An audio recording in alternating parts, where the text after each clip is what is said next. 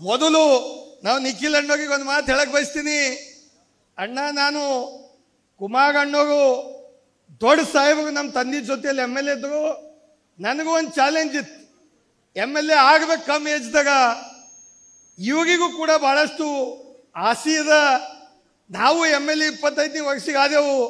ಆದಾಗ ಸೂರ್ಯಕಾಂತ್ ನಾಗಮಪಲ್ಲಿ ಹೋಗಿ ಗೊರಪದಪ್ಪ ಸಾಬರು ಜನತಾದಳದಾಗಿದ್ದು ಒಳ್ಳೆ ಕೆಲಸ ಮಾಡಿದಾಗ, ಉಮಾಕಾಂತ್ ನಾಗಮಪಲ್ಲಿ ಅಣ್ಣೋಗಿದ್ದಾಗ ಒಂದು ಸಲ ಚಾನ್ಸ್ ಕೊಡ್ಬೇಕಂಬತ್ ನಾ ಮನವಿ ಮಾಡ್ತಾ ಇದ್ದೀನಿ. ಇವತ್ತಿನ ದಿವಸ ಒಂದು ಸಲ ಕೊಟ್ಟು ನೋಡ್ರಿ ಯಾವ ರೀತಿ ಆಗ್ತದ. ಜಾತ್ಯತೀತ ಜನತಾದಳಕ ನಮ್ಮ ಜಿಲ್ಲಾಧ್ಯಕ್ಷರಾಗಿದ್ದಂಥ ರಮೇಶ್ ಪಾಟೀಲ್ ಅವರು, ನಮ್ಮ ಜೊತೆಲಿದ್ದಂಥ ನೆಲಮಂಗಲ ಶಾಸಕರಾಗಿದ್ದಂಥ ಸುರೇಶ್ ಗೌಡರು, ರಾಜ್ಯದಿಂದ ಬಂದಿದಂಥ ಎಲ್ಲ ಮುಖಂಡರು, ತಾಲೂಕಾ ಅಧ್ಯಕ್ಷ, ಎಲ್ಲ ಯೂನಿಟ್, ಎಲ್ಲ ಸೆಕ್ರೆಟರಿ, ನೀವು ನಮ್ಮದು ಕೇಂದ್ರ ಬಿಂದು, ನಮ್ಮ ಪಿಲ್ಲಗಿದ್ದಂಥ ಎಲ್ಲ ಕಾರ್ಯಕರ್ತರೆ ಹಾಗೂ ಪತ್ರಕರ್ತರೆ, ಈಗಾಗಲೇ ಸಮಯ ಭಾಳ ಆಗ್ಯದ.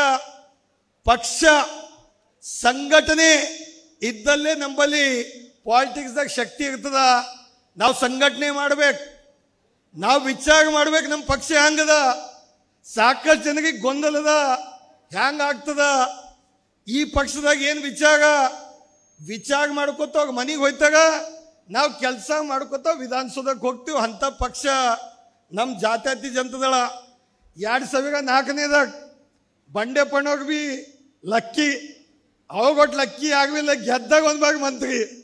ನಾವು ಜನತಾದಳದಾಗು ಅಣ್ಣೋಗಿ ಇಂಡಿಪೆಂಡೆಂಟ್ ಬಂದು ನಮಗೆ ಕಬ್ಜಾ ಮಾಡಿ ಮಂತ್ರಿನೇ ಆದವು. ಅಡಿಬಾಗ ಹಂಗದ ನೋಡ್ಗ ಅವರು ಈ ಜಿಲ್ಲೆಗೆ ಸೇವೆ ಮಾಡಿದ್ರು. ಒಂದು ನಿಖಿಲ್ ಅಣ್ಣೋಗಿ ನಾ ಹೇಳಕ್ ಬಯಸ್ತೀನಿ, ಈ ರಾಜ್ಯದ ಮಾಜಿ ಮುಖ್ಯಮಂತ್ರಿ, ಭಾವಿ ಮುಖ್ಯಮಂತ್ರಿ, ಅದೇ ರೀತಿ ಬೃಹತ್ ಕೈಗಾರಿಕೆ ಸಚಿವರು, ಅದೇ ರೀತಿ ಸ್ಟೀಲ್ ಉಕ್ಕಿನ ಸಚಿವರಾಗಿದ್ದಂಥ ಸನ್ಮಾನ್ಯ ಕುಮಾರಸ್ವಾಮಿ ಅಣ್ಣವರು, ನೀವು ವಿಚಾರ ಮಾಡ್ಬೇಕು. ಯಾರಿಗೆ ಅಣ್ಣ ಅಂತ ಕರೀತಾರೆ ನನಗೆ?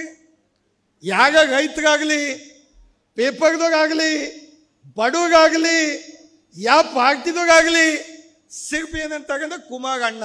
ಅಣ್ಣಗೆ ಬಿಟ್ಟು ಯಾರಿಗ ಅಂತಾಗ ಇಡೀ ಕರ್ನಾಟಕದಾಗ ಅಂತಾಗ ಒಂದು ರಾಜ್ಕುಮಾರ್ ಅಣ್ಣೋರಿಗೆ ಅಂತಾಗ, ಅದ್ರ ಬಾದ್ ಕುಮಾರ್ ಅಣ್ಣೋರಿಗೆ ಮಾತ್ರ ಅಣ್ಣ ಅಂತ ಕರೀತಾಗ. ಆ ಶಕ್ತಿ ನೀವು ಕೊಡ್ತೀರಿ.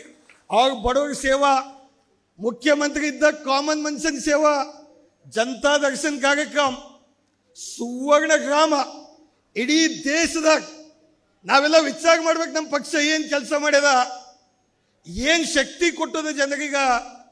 ಹಳ್ಳಿದಾಗ ಹೋಗಿದಾಗ ಗ್ರಾಮ ವಾಸ್ತವ್ಯ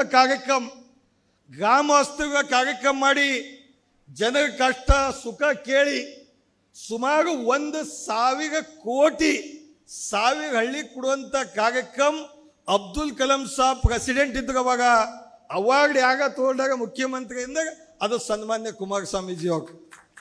ನನಗಿದು ತಿಳಿಯಲ್ಲ. ನನಗೂ ಕೂಡ ನಾ ಜನತಾದಳದಾಗಿದ್ದ, ಅವಾಗ ಎಲ್ಲೋ BJPದಾಗ ಗಡಬಡ್ ಅಂದಾಗ ಲಿಂಗಾಯತ ಮನುಷ್ಯನಾಗಿ ಬಂಡೆಪ್ಪಣ್ಣಗೆ ನಾ ಲಿಂಗಾಯತ ಮನುಷ್ಯಾಗ ಅವಾಗ ಅಧಿಕಾರ ಕೊಟ್ಟಿಲ್ಲ ಅಂತ ಆದರೂ ನಾವು ಕುಮಾರಣ್ಣವ್ರ ಜೊತೆಲಿ ಉಳಿದೆವು. ಸೆಕೆಂಡ್ ಟರ್ಮ್ ಮತ್ತೆ ಯಡಿಯೂರಪ್ಪಗೆ ಬಾ ಅಂದ್ರೂ ನಾವು ಹೋಗಿಲ್ಲ. ಅದಕ್ಕೆ ಬಾದು ಮತ್ತೆ 2013ದಾಗ ಗೆದ್ದ.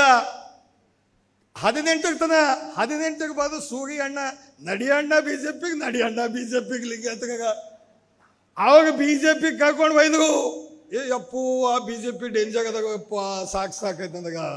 ನಾನು ಜಿಂದಾಗಿದಾಗ ಅಣ್ಣ ಇಲ್ಲ, ನನಗಾಗಿದ್ದು ಅನುಭವ. ನಾ ಅಲ್ಲಿ ಹೋದ, ನಾ ಬಿ ಪರೇಶಾನ್, ಆ ಸೂರ್ಯಕಾಂತ್ ನಾಗಮಪಲ್ಲಿ ಬಿ ಪರೇಶಾನ್, ಇಬ್ಬರು ಬಿ ಪರೇಶಾನ್. ಮೊದಲು ನಾ ಬೈ ಎಲೆಕ್ಷನ್ದಾಗ, ಇವ್ರಿಗೆ ಬೀದಾಗ ಬೈ ಎಲೆಕ್ಷನ್ದಾಗ ಮಾರುತಿ ಕಾಶಂಪ ಅಣ್ಣೋಗಿದ್ದು ಇಲ್ಲಿ ನಿಂತಿರು.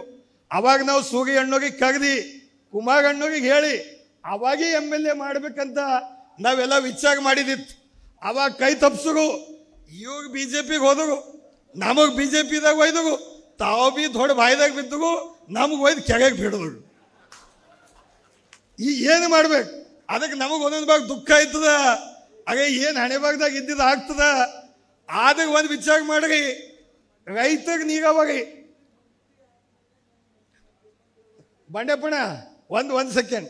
ರೈತರ ಬಗ್ಗೆ ಇಡೀ 24 ತಾಸ್ದಾಗ ನೋಡ್ರಿ, ಇವತ್ತು ಯಾಕೆ ಕಾಳಜಿ ಮಾಡ್ತಾಗ 93 ವಯಸ್ಸಾದರೂ ಕೂಡ ನಮಗೆ ಇವತ್ತು ಫೋನ್ ಎತ್ತಲಕ್ಕೆ ಸಾಧ್ಯ ಆಗಲ್ಲ. ಮನೆದಿಂದ ಬಂದಿದ್ದೇವೆ ಅಂದ್ರೆ ಇಲ್ಲಿ ಕುಂತಾಗ ಆಗದ ಈಗ ಹೊಟ್ಟಿ ಹೊಸುವಾಗ್ಯಾವ ಎಲ್ಲೋಗಿ ಯಾಕೆ ಟೊಂಕ ನೈತದ ಕುಂತಿ ಆದರೆ ನಮ್ಮ ರಾಷ್ಟ್ರೀಯ ಅಧ್ಯಕ್ಷರು ಮಾಜಿ ಪ್ರಧಾನಮಂತ್ರಿಗಳು 24 ತಾಸು ಫೋನ್ ಚಾಲು ಇಡ್ತಾಗ ಇಡೀ ದೇಶದಾಗ ಏನೇ ಕಷ್ಟ ಬಂತು ರೈತರಿಗ ಏಕೈಕ ವ್ಯಕ್ತಿ ಸನ್ಮಾನ್ಯ ಶ್ರೀ ದೇವೇಗೌಡ ಸಾಹೇಬರು ನಮ್ಮ ರಾಷ್ಟ್ರೀಯ ಅಧ್ಯಕ್ಷರು ಅವ್ರಿಗೆ ಅಟೆಂಡ್ ಮಾಡ್ತಾರೆ ಅಂತ ಹೆಮ್ಮೆದಿಂದ ಹೇಳಕ್ಕೆ ಬಯಸ್ತೀನಿ.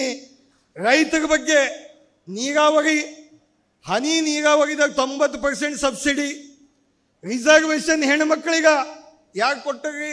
ಇವತ್ತು ನಮ್ಮದು ಐಲಿನ್ ಜಾನ್ ಮೇಡಮ್ ಇಲ್ಲಿ ಮತ್ತೊಂದು ಮೇಡಮ್ ಬಂದಾಗ ಎಲ್ಲರೂ ಮೇಡಮ್ಗಳು ಬಂದು ಕೂಡ್ಲಕ್ಕೆ ಅವಕಾಶ ಎಲ್ಲಿ ಸಿಕ್ತು? 12ನೇ ಶತಮಾನದಾಗ ಯಾವ ರೀತಿ ಅನುಭವ ಮಂಟಪದಾಗ ಬಸವ ಕಲ್ಯಾಣ್ 12th ಸೆಂಚುರಿ ಅನುಭವ ಮಂಟಪದಾಗ ಅಕ್ಕ ಮಾದೇವಿ ಹೋಗಿದ್ದರು ಒಂದು ರೀಪ್ರೆಸೆಂಟೇಟಿವ್. ಆ ರೀತಿ ಇಡೀ ದೇಶದಾಗ ರೀಪ್ರೆಸೆಂಟೇಟಿವ್ ಮಹಿಳೆಗೆ ಬರಬೇಕಾದಾಗ ಅದು ಮಾಡಿದವ್ರು ಯಾರು ಎಂಬುದು ನಾವು ಎಂದೂ ಮರಿಲಿಕ್ಕಾಗಲ್ಲ. ಅದು ಶ್ರೀಮಾನ್ ದೇವೇಗೌಡ ಸಾಹೇಬ್ರಂತ ಹೆಮ್ಮೆದಿಂದ ಹೇಳಬೇಕು. ಅದೇ ರೀತಿ ಕುಮಾರಸ್ವಾಮೀಜಿಯವರು ಸಾಲ ಮನ್ನಾ ಬಗೆದಾಗ ಹೇಳ್ಯಾರ. ಹಾಗೆ ಏನು ಸ್ಕೀಮ್ ಕೊಟ್ಟಿದಾಗ ಅವು ವಿಚಾರ ಮಾಡಿ ಜನರಿಗೆ ಮುಟ್ಟಪ್ಲೆ ಸ್ಕೀಮ್ಗಳು ಕೊಟ್ಟಿದಾಗ ನಮ್ಮ ಪಕ್ಷ ಒಳ್ಳೆ ಪಕ್ಷ.